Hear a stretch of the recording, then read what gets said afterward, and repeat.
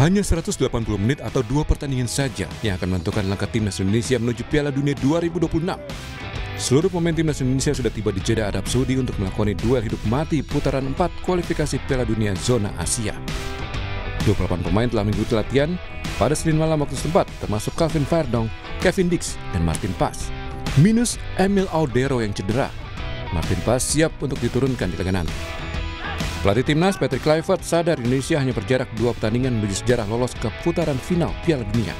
Karenanya pelatih asal Belanda itu meminta anak asuhnya lakukan yang terbaik di 2 laga nanti. Itself, play day, and you know that's the most important thing. You prepare them, but the itself, the execution needs to be good. Set pieces, ball possession, ball loss, everything needs to be on fleek because we're 180 minutes plus away from the World Cup. So our aim is to do our thing and qualify. Pengamat sepak bola memprediksi pada 2 laga melawan Arab Saudi dan Irak, timnas kemungkinan akan menggunakan formasi 4 back. Indikasi ini terlihat saat skuad Garuda menggunakan formasi tersebut di 2 laga uji coba terakhir menghadapi Taiwan dan Lebanon. Analis sepak bola Iksan Mahar bilang, Kluivert punya kepentingan menunjukkan gaya bermain yang disukainya. Formasi 4 back akan jadi pilihan di mana timnas bermain sedikit lebih menyerang. Namun kata Iksan, formasi ini menyisakan kelemahan saat transisi negatif, yakni saat tim sedang menyerang lalu tiba-tiba harus bertahan karena kehilangan bola. Maka diperlukan pemain jangkar yang pintar dan kuat dalam memutus aliran serangan lawan. Peran ini bisa dimainkan Joey Pelopesi yang bertugas lebih ke belakang, sementara Tom Haye bisa fokus membangun serangan. Kita perlu memang benar-benar gelandang yang bisa benar-benar tidak cuma mengontrol tapi juga menjadi filter serangan, karena itu yang akan sangat penting ketika gaya main Patrick yang dengan 4 back yang otomatis akan lebih ofensif. Kita butuh pemain yang benar-benar bisa menjaga kedalaman dan juga menjaga pertahanan kita ketika mengantisipasi serangan balik lawan yang tentu sudah menjadi pelajaran kita ketika melawan Australia dan juga melawan Jepang. Kita kewalahan menghadapi transisi positif lawan yang cepat terutama dari kondisi sayap. Iksan menilai duet Jay Itzes dan Kevin Dix sangat pas mengisi posisi center back. Apalagi keduanya juga bermain dengan formasi 4 back di klubnya masing-masing. Duet Jay, Kevin diharapkan tampil solid membantu penjaga gawang yang mungkin diisi Martin Pas. Laga melawan Arab Saudi menjadi krusial, minimal mendapat poin. Sudah merupakan capaian timnas sebagai modal di laga melawan Irak untuk menuju Piala Dunia 2026. Tim Liputan Kompas TV. Saudara, apa yang mesti dilakukan timnas Indonesia di 2 laga hidup mati melawan Arab Saudi dan Irak menuju Piala Dunia 2026? Kita ulas bersama mantan pemain timnas Aji Santoso yang sudah bergabung via Zoom bersama kita. Mas Aji, selamat pagi. Selamat pagi, Bung. Terima kasih Mas sudah bergabung. Dan juga di studio ada pengamat sepak bola Gita Suwondo. Bung Gita, selamat pagi. Selamat pagi, Mario. Dan Ketua Paguyuban Supporter Timnas Indonesia yang juga bergabung bersama kita di studio, Ignatius Indro. Mas Indro, selamat pagi. Pagi, Mas Mario. Ini Mas lumayan ini juga merinding juga nih. 2 pertandingan. Menanti-nanti. Tapi saya ke Mas Aji. Mas Aji melihat skuad timnas kita. Tapi sebelum saya masuk lebih teknis, mau nanya, ini pertandingan ini kan lumayan juga sangat-sangat penting, tidak hanya bagi pemain timnas tapi juga bagi seluruh masyarakat Indonesia yang menanti-nanti punya harapan besar lolos ke Piala Dunia. Biasanya Mas, pertandingan penting begini, suasana di dalam timnas ataupun mereka yang sedang bersiap staff itu seperti apa Mas kondisinya?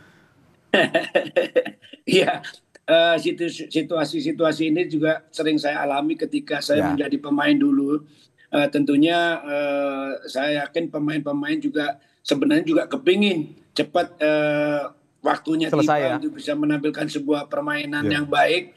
Yang kedua juga pemain-pemain ini juga menjelang pertandingan biasanya setelah meeting mereka santai-santai dengerin musik, benar-benar rileks karena pertandingan nanti malam itu kan pertandingan yang sangat menentukan, di mana hanya berjarak 180 menit kita bisa menjadi salah satu peserta di Piala Dunia kalau bisa memenangkan pertandingan di Arab Saudi tersebut. Jadi menurut saya pemain juga ya tentunya senang lah, pastinya senang karena ini kan juga merupakan satu pertandingan yang bersejarah.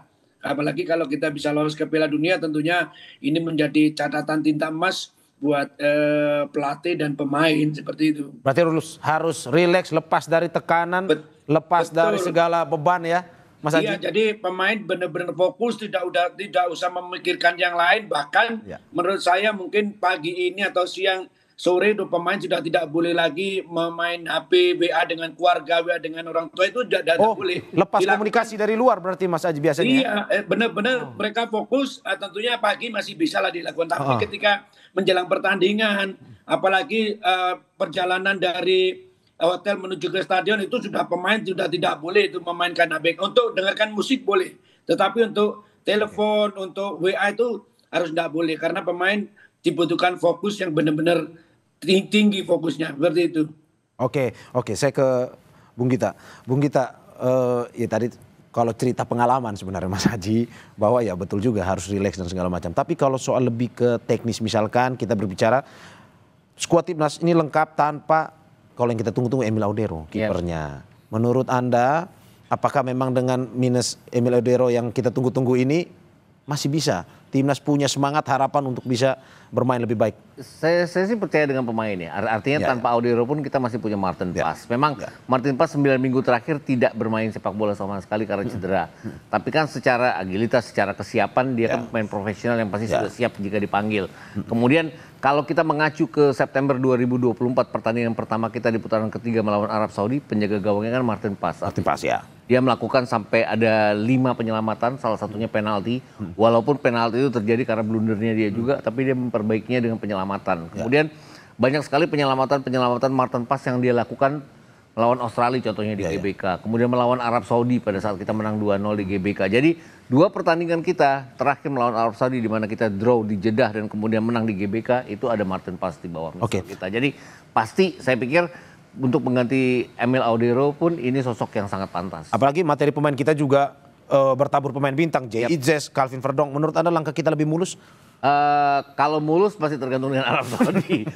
Karena uji coba terakhir harus diakui bahwa uji coba terakhir kita melawan Lebanon, apa yang coba dipraktekkan oleh Patrick Kluivert dengan 4-3-3-nya, 4-2-3-1 saat itu, nggak berjalan mulus di sepertiga lapangan pertandingan lawan. Artinya kita oke di pertahanan kita oke di tengah, kita menguasai jalannya pertandingan, tapi pada saat kita harus melakukan penetrasi ke daerah pertahanan lawan, kita mentok dengan hanya tidak bisa melakukan end passing, tidak ada shot on target sama sekali. Padahal kan ujian melawan Lebanon itu bagaimana kita menghadapi negara-negara Jazirah Arab untuk mencoba menekan ke pertahanan mereka. Itu yang tidak terjadi, dan Lebanon juga tidak keluar menyerang sehingga tidak ada ujian kepada pertahanan kita juga. Oke, saya kembali ke Mas Haji. Mas Haji, dengan materi pemain kita seperti yang tadi sudah dijelaskan oleh Mas Gita, menurut Anda lebih mudah bermain bagi kita, lebih mulus, atau masih menunggu juga? Seperti yang tadi Mas Gita bilang, Arab Saudi juga berbahaya juga nih.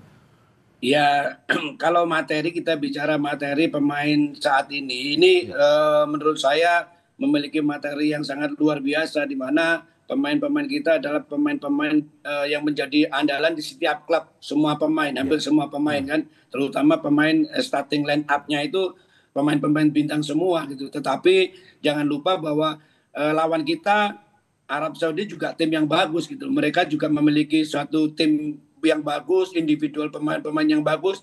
Tetapi menurut saya bahwa kedua tim ini memiliki kesempatan yang sama. Mungkin hanya keuntungan yang diperoleh oleh Arab Saudi lah mereka main di kandang. Tetapi tidak perlu berkecil hati karena tim kita pernah menahan seri di sana dan bisa mengalahkan di GBK. Tentunya ini akan menjadi satu modal kepercayaan diri baik pelatih maupun pemain.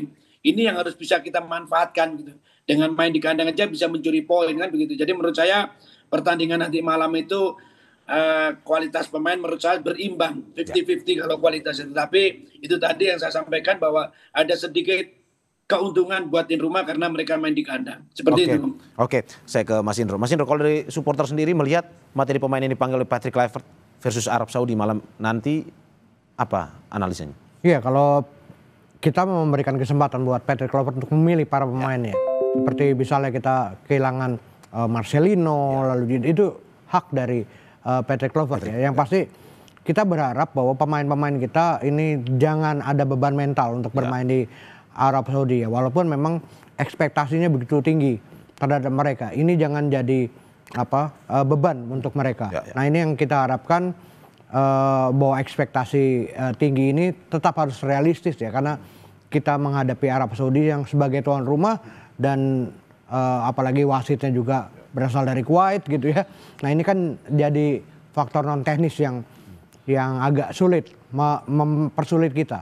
Tapi yang pasti kita berharap pemain-pemain kita bermain lepas, tanpa beban gitu, dan menunjukkan permainan terbaik mereka. Oke, berarti secara kualitas kita sama Arab tidak kualitasnya sama ya, sebanding. Tetapi faktor non teknisnya itu kalau yang dilihat oleh supporter bahwa wasit, bermain di kandang Arab Saudi juga, ini yang betul. sedikit menyulitkan ya. Iya betul. Oke, saya ke Mas Gita. Kalau berbicara formasi, karena saya baca banyak bahwa 4-3-3 paling cocok dengan materi pemain ini. Patrick Kluivert susunan pemainnya 4-3-3 pada malam hari ini. Menurut Anda 4-3-3 atau bagaimana? Kalau melihat squad yang ada, iya. Tapi balik-balik lagi ke September 2000, saya selalu mengacu mengulang balik pada saat kita menahan imbang Arab Saudi. Kemudian mengalahkan Arab Saudi. Pertama kalinya dalam sejarah kita mengalahkan Arab Saudi. Itu apa? Kita mampu melakukan 2 metode permainan yang saya pikir juga ini karena kepayawan pelatihnya ya. Melawan Arab Saudi, babak pertama kita menekan, kita dapat 1 gol. Kemudian ujuk-ujuk nggak tahu datang dari mana, tiba-tiba ada gol balasan dari Arab Saudi. Itu kemudian Sintayong memaksa kita untuk main bertahan di babak kedua. Dan itu terbukti berhasil. Jadi artinya 3-4-3-nya Sintayong itu yang membuat kita memenangkan 2 laga ini. Kemudian laga di GBK contohnya. Kita benar-benar bertahan terhadap tekanan-tekanan dari Arab Saudi. Kemudian ada 2 gol yang datang dari serangan balik. Setelah Arab Saudi melakukan serangan ke arah kita. 1 dari tendangan bebas Arab Saudi, 1 dari cornernya Arab Saudi. Itu dilakukan di hari H-1 sebelum pertandingan, dilakukan latihan secara taktikal oleh timnya Sintayong saat itu. Artinya apa? Dia melihat ada kekurangan Arab Saudi pada saat bermain dengan 2 center back, kemudian 2 wing back mereka maju ke depan tapi tidak cepat mundur ke belakang. Itu yang dimanfaatkan dengan sangat baik. Itu yang saya harapkan dari Patrick Kluivert juga bisa melakukannya. Kenapa? Kalau dia pakai 4-4-2, 4-3-3, artinya 2 center back, kita kan juga akan menyerang sama dengan halnya Arab Saudi menyerang kita pada saat kita mengalahkan mereka di GBK. Jangan sampai terulang lagi ke salah seperti itu. Kita harus cepat melakukan transisi pada saat kita ditekan. Jangan sampai kita terjebak dengan permainan ofensif seperti halnya melawan Australia, kemudian kita dihukum dengan gol-gol Australia. Berarti maksud Anda lebih waspada dan mengandalkan serangan balik? Betul, karena transisinya Arab Saudi ini cepat. Bahkan pada saat mereka imbang 1-1 dan kalah 0-2 dari kita, mereka cepat melakukan transisi. Tapi kita cepat menutup pertahanan kita dengan baik saat itu. Oke, berarti 3-5-2 tidak cocok sebenarnya untuk di pertandingan malam ini ya? Karena bermain di kandang orang sih. Sebenarnya 3 center back saya sih lebih ini. Tapi kan saya bukan pelatih. Yang pelatih itu Patrick Kluivert sendiri. Dia percaya dengan 4 pot. Apalagi dia punya Kevin Dix, punya Jay Izzez, 2 center back yang punya pengalaman di klub-klub besar Eropa. Saya pikir dia akan mengandalkan itu. Tapi wing back kita, entah Jakob di sana, entah Sandy Walsh di sana, atau Verdong atau Dean James ini harus cepat untuk mundur kembali ke belakang. Ya, mengantisipasi serangan balik dari Arab Saudi. Mas Aji? Yes. Formasi yang paling cocok menurut Anda? 4-3-3, 3-5-2 atau melihat bermain di kandang? Cocok dan tidak cocok 4-3-3 atau 3-5-2, tetapi kita harus melihat filosofinya dari Patrick Kluivert. Dulu Patrick Kluivert pertama kali datang masih menggunakan 3 back. Karena apa? Karena waktu itu dia tidak punya waktu untuk beradaptasi untuk berlatih. Sekarang dia punya waktu yang lebih panjang. Dalam sejarah sepertinya ketika Kluivert jadi pemain pun jarang menggunakan pemain 3 center back, selalu menggunakan 4. Saya seperti prediksi saya, tapi prediksi bisa salah. Tapi menurut saya dia tidak akan menggunakan 3 center back. Menurut saya akan menggunakan 4 pemain belakang, 4-3-3 atau 4-2-3-1, tergantung. Kalau dia menggunakan 2 gelandang bertahan, berarti dia menggunakan formasi 4-2-3-1. Tetapi kalau hanya menggunakan 1 gelandang bertahan, berarti menggunakan formasi 4-3-3. Kembali lagi ketika mereka uji coba di GBK 2 pertandingan terakhir, dia menggunakan 4 pemain belakang. Menurut saya ini tidak akan dirubah sama Patrick Kluivert seperti itu. Oke, berarti sama seperti Mas Gita, menurut Anda Indonesia harus lebih menekankan pada serangan balik ya dan lebih bertahan? Menurut saya tidak bertahan ya. Kalau bertahan justru itu akan menjadi bumerang. Tetapi kalau memperkuat pertahanan oke. Beda antara main bertahan dan memperkuat pertahanan. Kalau kita memain bertahan justru bola akan sering datang ke daerah pertahanan kita. Menurut saya main normal memperkuat pertahanan, semua pemain ikut bertahan ketika melawan menyerang, lawan pegang bola, tetapi kita berani keluar attacking, berani menyerang melalui ball possession yang bagus ketika mendapatkan bola atau yang dinamakan dengan transisi positif. Seperti itu, Bung. Ini filosofi yang bagus juga dari Mas Aji ini. Apa berbeda antara memperkuat pertahanan dan bermain bertahan. Tapi Mas Aji, sedikit. Berarti ketika memperkuat pertahanan dengan materi pemain depan dan gelandang, apakah Anda melihat memang lebih sering rajin turun nantinya untuk memperkuat pertahanan jika ada serangan? Pasti, jadi kita harus main hanya satu blok. Artinya satu blok hanya satu sisi. Ketika Arab Saudi melakukan penyerangan, tidak boleh ada pemain yang masih berdiri di atas garis tengah. Semua harus turun, itu yang namanya memperkuat pertahanan. Ketika menyerang pun juga begitu. Ketika kita melakukan penyerangan, tidak boleh ada pemain yang ada di garis bawah, di bawah garis tengah. Karena apa? Karena akan banyak space nanti yang dimanfaatkan oleh pemain lawan. Untuk itu yang saya sampaikan tadi bahwa memperkuat pertahanan, terus kita melakukan penyerangan melalui possession dengan baik. Bedanya seperti itu, Bang. Kalau kita main bertahan, semua turun ke bawah, dapat bola, bolanya hanya ditendang ke depan aja. Tetapi kalau kita memperkuat pertahanan, kita menangkan bola, kita berani menyerang dengan cara main bola possession progresif masing-masing ke depan. Seperti itu. Oke. Bung Gita, menurut Anda memperkuat pertahanan, betul, sesuatu yang masuk akal? Artinya gini, kita harus balance ya. Artinya kita nggak bisa high pressing terus-terusan, kita nggak bisa high defensive terus-terusan.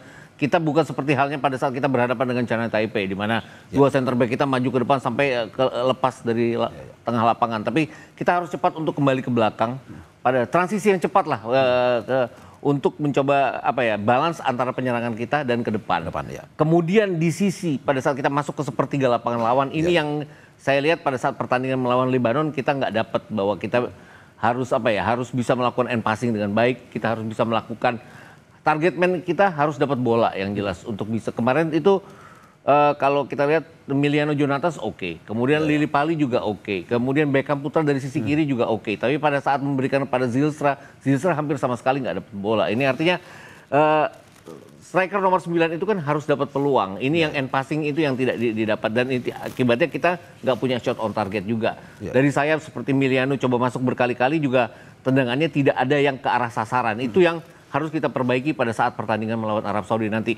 Yakinlah bahwa Arab Saudi juga tidak akan seperti Lebanon yang bertahan dengan sampai 6-8 pemain. Mereka akan lebih terbuka pertahanan mereka, itu yang harus kita manfaatkan. Berarti dalam posisi seperti ini segala kemungkinan, misalkan passingnya juga tidak boleh sama sekali ada kesalahan. Bahkan harus bisa lebih akurat ya? Ya, passing akurasi yang jelas harus akurat. Kemudian penyelesaian akhir yang juga harus akurat. Kita punya Ole Romani yang dalam 4 pertandingan yang sudah dia mainkan, dia bikin 3 gol, 1 dari penalti. Itu yang harus dimanfaatkan. Tapi juga kita tidak boleh seperti halnya pada saat kita berhadapan dengan Australia, di mana kita sangat terbuka dan rentan terhadap serangan lawan di belakang. Oke, saya Mas Indro. Mas Indro, dari supporter sendiri punya formasi pilihan yang cocok untuk dimainkan pada malam hari ini? Ya, kalau posisi sendiri kita serahkan ke Patrick Kluivert. Tapi yang pasti ini bukan lagi ajang coba-coba, karena ini 2 pertandingan yang kalau memang kita mau masuk Piala Dunia, ini adalah 2 final ya. Jadi lebih baik tidak mencoba-coba lalu tidak berusaha banyak menguasai pertandingan tapi kita kebobolan ya. Kita lebih baik bermain pragmatis ya. Bagaimana menyesuaikan diri saja permainannya. Ini lebih baik bahwa kita lihat juga permainan dari lawan. Bagaimana kita mengantisipasi permainan lawan. Ini saya pikir ini lebih penting daripada dengan formasi-formasi yang uji coba ya. Karena uji coba sudah selesai di pertandingan uji coba sebelumnya. Dan uji coba, dan ini adalah pertarungan hidup matinya itu ya. Betul, kalau kita memang mau. Oke, Mas Aji, bagaimana kita melihat peta? Tadi kita sudah banyak membahas soal Indonesia, peta kekuatan Arab Saudi. Apakah dengan materi pemain yang dimiliki Arab Saudi mungkin akan merepotkan pemain Indonesia pada malam hari ini? Tapi sebelum Anda menjawab, kita jeda berikut.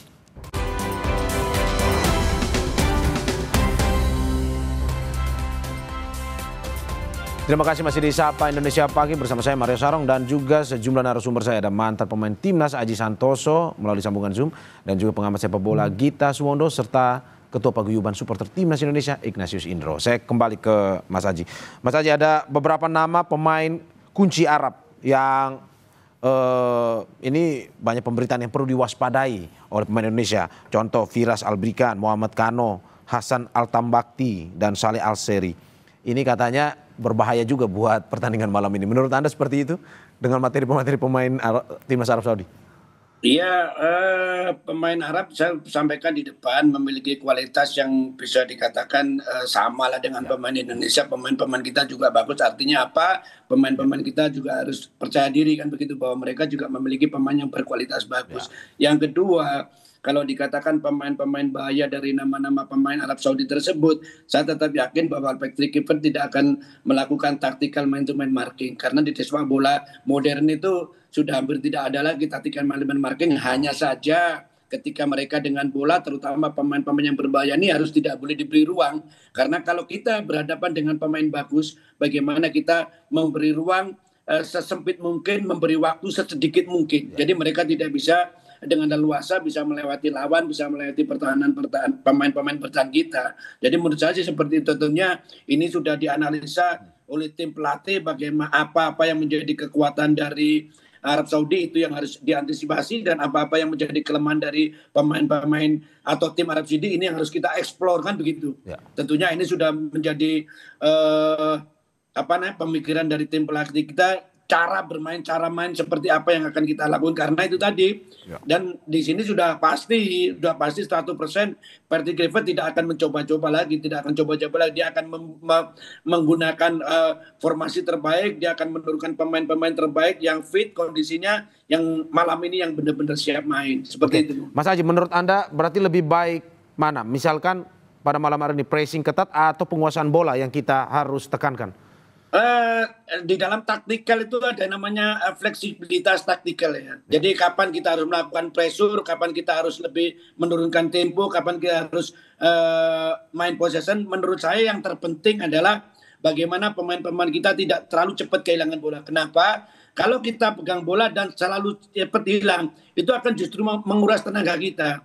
Kemarin memang ketika 2 kali uji coba, pemain kita jarang bisa melakukan kombinasi di sepertiga pertahanan lawan, karena ini satunya cara yang sangat sulit untuk diantisipasi lawan. Jadi menurut saya pemain-pemain kita harus berani main possession di daerah pertahanan lawan, tidak boleh kehilangan bola, dan ketika ada momen yang tepat untuk bisa melakukan one to touch kombinasi dilakukan, atau mereka melakukan solo dribbling, atau mereka melakukan shooting ketika ada kesempatan. Ini yang di 2 pertandingan memang tidak terlihat. Tentunya yang namanya uji coba itu tentunya akan dievaluasi terus bagaimana dia menciptakan materi latihan sehingga pemain-pemain di pertandingan itu lebih baik daripada pertandingan di uji coba kemarin. Seperti itu, Bung. Oke, menarik Bung Gita. Menurut Anda setuju dengan ini penguasaan bola dan juga ini tidak boleh menyanyiakan bola, terutama di pertahanan lawan ini? Di final third ya yang jelas ya, bahwa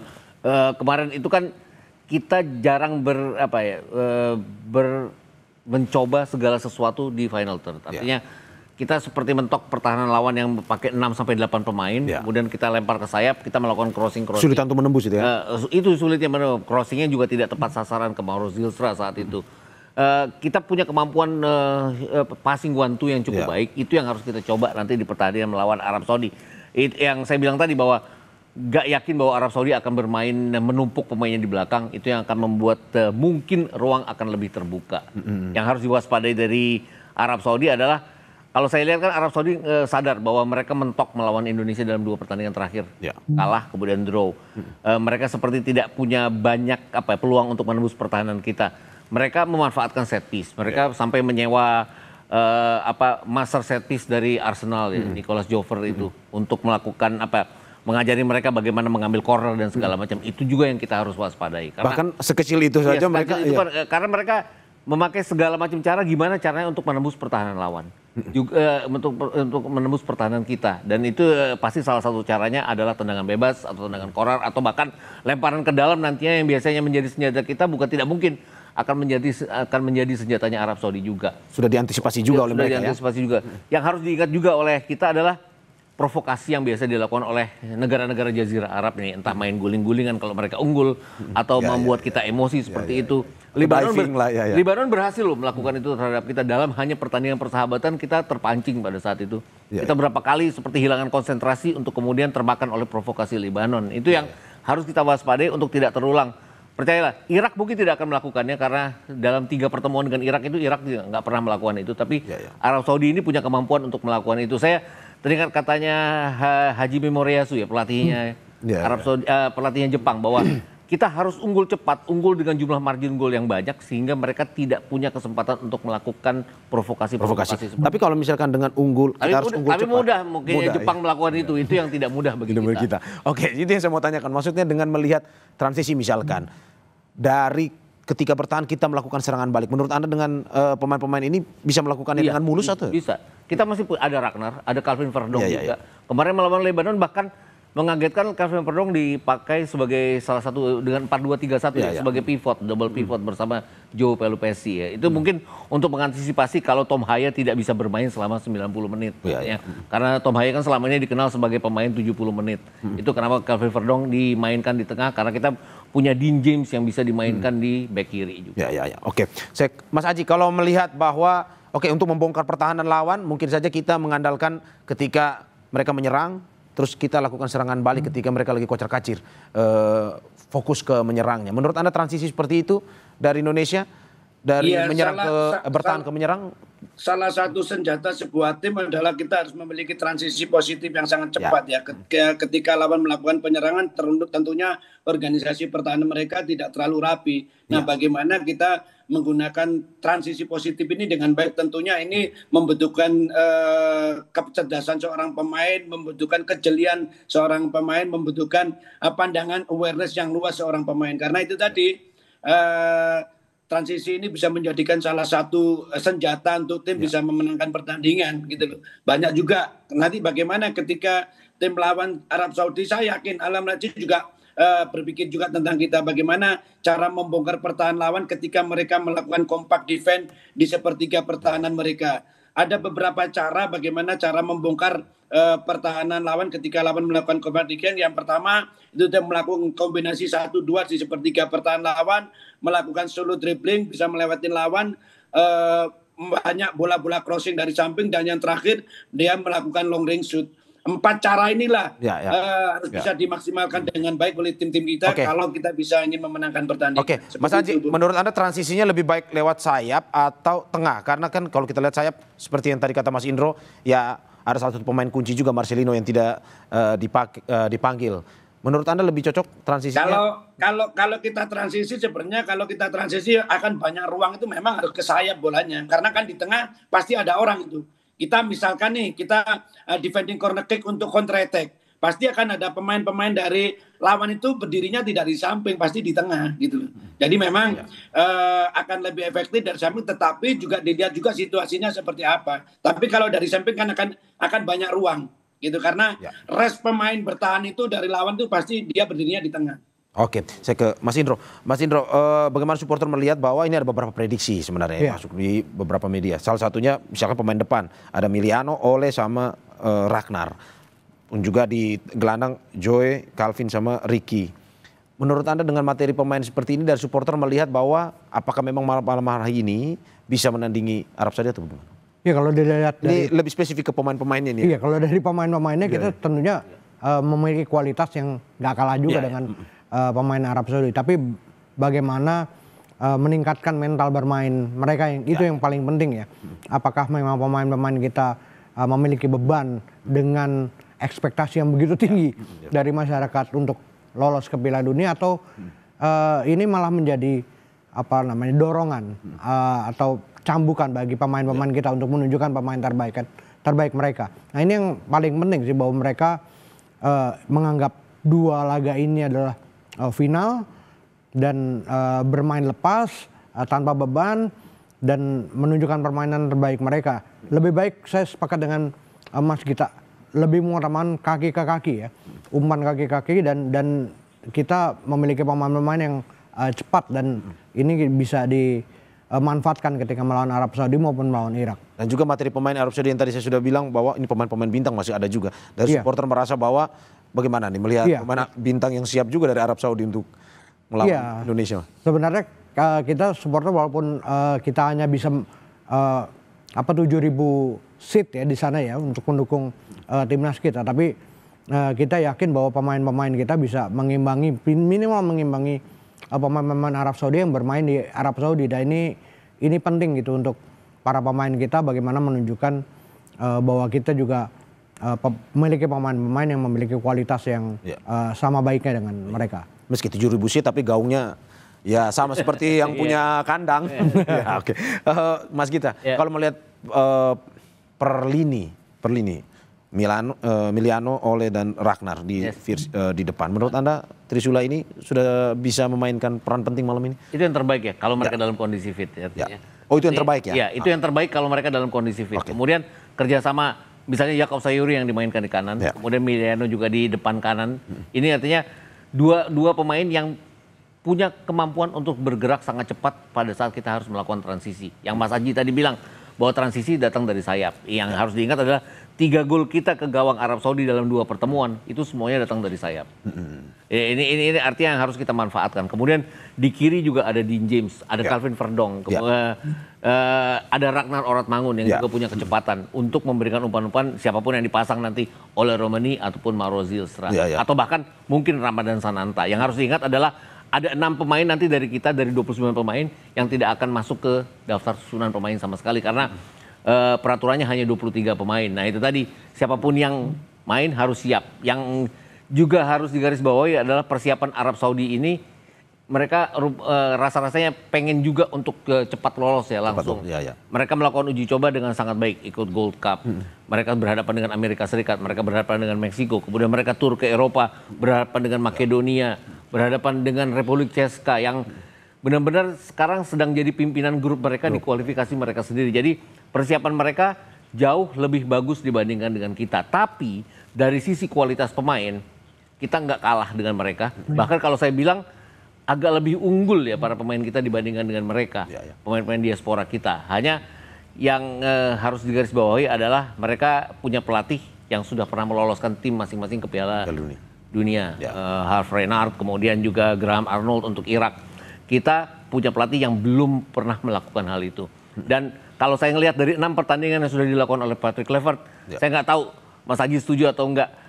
Kluivert ini seperti nggak punya plan B pada saat plan A-nya mentok. Itu aja. Contohnya melawan Australia, melawan Jepang, kemudian kemarin melawan Libanon, seperti walaupun pertandingan persahabatan dia seperti bingung harus melakukan apa pada saat plan A-nya tidak berjalan sempurna. Berarti maksud Anda dengan formasi yang sebenarnya sebelumnya sudah ditetapkan, ketika ada perubahan kondisi atau situasi, susah untuk merubah itu ya? Kita bisa bahwa semuanya akan berlangsung ideal. Berjalan sesuai rencana akan melawan. Nah, pada saat lawan melawan itu yang harus plan A atau plan B yang harus dilakukan oleh seorang pelatih. Dan selama ini saya melihatnya dia begitu ketinggalan dia seperti hanya senyum-senyum aja gitu loh. Bahkan dia nggak bagus pada saat kita mengalahkan China, kita mengalahkan Bahrain, kemudian kita mengalahkan China Taipei juga, karena dia dalam posisi yang selalu unggul dan tidak kemasukan sama sekali. Itu pada saat dia tertekan justru dia seperti tidak tahu harus apa. Masih kaku ya? Itu kritik saya aja, tapi mudah-mudahan tidak terjadi di pertandingan. Ini kritik membangun. Yes. Oke, saya ke Mas Haji. Mas Haji, benar menurut Anda apakah memang perlu sebenarnya Patrick Kluivert lebih bisa luas dalam melihat situasi pertandingan sebenarnya? Oke. 4-3-3 misalkan atau formasi yang dipakai di awal bisa berubah misalkan, atau bagaimana menurut Anda? Iya, kalau memang pelatih itu memang harus memiliki beberapa alternatif atau ketika bermain terus tidak berjalan dengan baik, plan A, plan B itu memang harus punya. Mudah-mudahan saja kalau mungkin menurut pandangan sebelumnya bahwa Patrick Kluivert tidak memiliki plan A, B, C. Mudah-mudahan ini pertandingan terakhir mereka sudah memiliki itu. Jadi nanti ketika melawan Arab Saudi menggunakan formasi 4-3-3 dan formasi ini ternyata tidak jalan sesuai rencana, Patrick Kluivert bisa menjalankan taktikal yang lain, memiliki plan B, plan C yang lain gitu. Mudah-mudahan, karena ini sudah tidak coba-coba, ini partai final, ini partai hidup mati. Ini harus perfect, nggak boleh melakukan kesalahan sedikit pun. Baik masalah taktikal di lapangan ataupun strategi yang jauh-jauh hari sebelumnya mereka lakukan. Seperti itu, Bung. Oke, Mas Haji, kalau saya tadi bertanya ke Mas Gita terkait dengan per lininya kita. Kalau di depan kan Emiliano, Ole dan Ragnar. Kalau kata Mas Gita, kalau dalam kadar fit ini pilihan terbaik. Menurut Anda seperti itu atau bagaimana? Ya betul, jadi artinya begini, pelatih itu memasang pemain biasanya berdasarkan dari persiapan terakhir. Saya tidak tahu kondisinya di Arab seperti apa, siapa yang paling fit, tapi yang jelas saya sangat yakin bahwa Patrick Kluivert malam nanti akan menurunkan pemain-pemain terbaik menurut pengamatannya dia. Seperti itu. Termasuk juga support dari misalkan gelandang ataupun pemain belakang ketika penyerangan serang balik ini harus untuk mensupport 3 Trisula ini ya. Iya, pasti akan seperti itu. Menurut saya ini sekarang saya yakinlah mungkin dia sudah punya lah plan A, plan B, plan C sekarang, karena itu tadi ini pertandingan yang tidak boleh salah, melakukan kesalahan sekecil apapun akan berakibat fatal seperti itu. Oke, saya ke Mas Indro. Mas Indro, bagaimana melihat mental pemain Indonesia, supporter juga, Pak? Karena Arab Saudi ini kan lumayan ya memetik hasil yang sebenarnya tidak terlalu bagus melawan Indonesia, imbang dan juga kalah. Mentalnya ada di mana kalau menurut Anda? Ya, seharusnya dengan 2 hasil lawan Arab Saudi tadi ini bahwa meningkatkan kepercayaan diri pemain-pemain kita. Itu yang paling penting sih. Bahwa kita belum tentu bisa mengembalikan kemenangan kita ya saat 2 pertandingan itu. Tapi yang pasti dengan kita bisa menahan seri Arab Saudi 1-1 di kandang Arab Saudi, apalagi saat itu dilatih oleh Mancini gitu ya. Ini adalah harapan meningkatkan rasa kepercayaan diri pemain-pemain kita. Yang pasti ini bukan lagi ajang uji coba lagi, karena ini 2 pertandingan yang benar-benar menentukan apakah kita lolos atau tidak. Nah ini yang harus menjadi perhatian bagi para pemain-pemain dan juga Patrick Kluivert sendiri untuk melihat apakah bisa menandingi Arab Saudi seperti yang dilakukan oleh Sintayong di 2 pertandingan lawan Arab Saudi sebelumnya. Faktor non teknis untuk menambah semangat kita kan juga para pendukung nih. Kalau supporter di sana gimana Mas? Kalau infonya sekarang 7.000 seat ya? 7.000 seat dan full banyak, semua atau gimana Mas? Iya. Dan banyak juga yang sekalian mengadakan paket umroh sekalian nonton ya. Ini juga banyak juga orang yang mengadakan itu. Jadinya saya pikir 7.000 seat tentunya akan terpenuhi ya untuk pemain ke-12 kita di sana gitu. Sempat berkomunikasi dengan warga kita, teman-teman kita di sana, mungkin ada kendala atau apa untuk bisa menonton laga malam ini? Sejauh ini saya belum melihat ada kendala untuk menonton laga itu 7.000. Mungkin kalau misalnya akhirnya karena kita juga banyak TKI di sana ya, permintaan untuk lebih dari tiket yang disediakan untuk away gitu. Ketika datang lebih ini yang mungkin akan sulit diwujudkan gitu. Tapi ketika 7.000 seat ini saya pikir ini pasti terpenuhi oleh supporter kita. Karena sudah banyak teman-teman yang berangkat ke sana juga. Ada yang spesial malam ini Mas? Chance atau mungkin spanduknya atau? Kalau di sana kita mungkin terbatas ya, karena kita koreonya itu kan sebagai away. Benar. Jadi memang ya apapun yang penting kita bisa dukungan penuh lah kepada timnas ya. Yang pasti supporter akan memberi dukungan penuh. Kalau Mas Gita bagaimana melihat mental pemain Arab sebenarnya? Bermain di kandang, tapi kita punya sisi yang mengunggulkan kita adalah ya mentalnya mereka. Hasilnya tidak terlalu bagus sebenarnya lawan Indonesia. Pasti ada faktor hati-hati juga dari mereka. Itu yang harus kita manfaatkan. Artinya gini, selama ini kan mereka selalu terlihat superior dari kita sebelum 2 pertandingan terakhir ini. Bayangkan mereka hanya 3 kali imbang saat itu, 14 kali mereka mencatat kemenangan. Kita nggak pernah menang sama sekali. Tapi kemudian dipatahkan oleh tim Piala Dunia kita ini dengan 1 kali draw, kemudian 1 kali kita mencatat kemenangan di GBK. Pasti akan ada rasa khawatir dari para pemain Arab Saudi itu ada. Tapi itu itu hal biasa di sepak bola saya pikir ya. Mereka pasti punya cara juga untuk mengatasinya. Yang harus jadi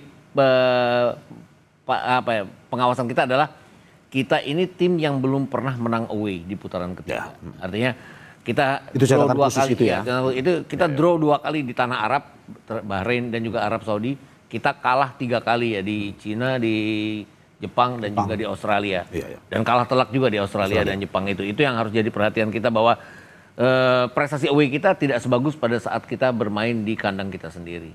Dan apapun, yaitu tadi yang saya bilang persiapan Arab Saudi lebih tapi dari sisi kualitas pemain-pemain kita sama kualitasnya dengan pemain mereka. Bahkan saya bisa mengunggulkan sedikit pemain kita dibandingkan pemain-pemain mereka saat ini. Mas Aji, tekanan seperti ini melawan pertandingan besar. Apa masukan dari Anda sebagai mantan pemain timnas bagi para pemain agar malam ini tetap luwes, tetap rileks dalam bertanding, sehingga ya harapan kita ya semuanya bisa lolos Piala Dunia juga. Iya, ya yang penting ini adalah pertandingan final. Bagaimana pemain pertama bisa fokus, benar-benar fokus, tidak ada berpikir hal lain kecuali pertandingan nanti malam. Yang kedua, bagaimana pemain bisa mengeluarkan segala kemampuan untuk merah putih, karena itu tadi ini akan menjadi satu sejarah tinta emas yang ditorehkan oleh pemain-pemain dan pelatih kalau kita bisa lolos ke Piala Dunia. Tentunya ini akan menjadi satu motivasi yang besar buat pemain. Setiap individu pemain harus berpikiran how to win, bagaimana untuk bisa menang dalam pertandingan malam hari ini. Itu yang paling penting, Bung. Oke, saya ke Mas Indro. Apa pesan dari supporter bagi harapan besar, tapi mungkin beban itu ya akhirnya berada di pundak para pemain timnas kita. Tapi bagaimana ya masukkanlah kepada pemain timnas kita untuk bisa lebih rileks malam ini. Iya, bahwa pemain-pemain kita harus bermain rileks dan juga jangan menjadikan ekspektasi yang begitu besar menjadi beban bagi mereka. Mereka harus bermain lebih santai dan menunjukkan kemampuan terbaik mereka di lapangan. Karena bagaimanapun juga kita adalah supporter yang juga realistis ya. Ketika bermain di kandang lawan dengan hal-hal non teknis yang demikian berat, kita tahu beratnya pemain timnas kita. Makanya mereka lebih baik bermain santai dan juga menunjukkan pemain terbaik. Mas kita singkat saja. Usulan, masukan buat pemain kita malam ini. Ya, sama ya dengan Indro bermain lepas. Bahwa kita harus jadi sisi permainan kita sendiri. Formasi apapun yang ditampilkan oleh pelatih harus dijalankan dengan sangat baik. Dan itu tadi, balik lagi. Di final third kita harus lethal. Harus bisa finishing. Nggak harus seperti Jepang, tapi setidaknya kita bisa melakukan penyelesaian dengan sangat baik.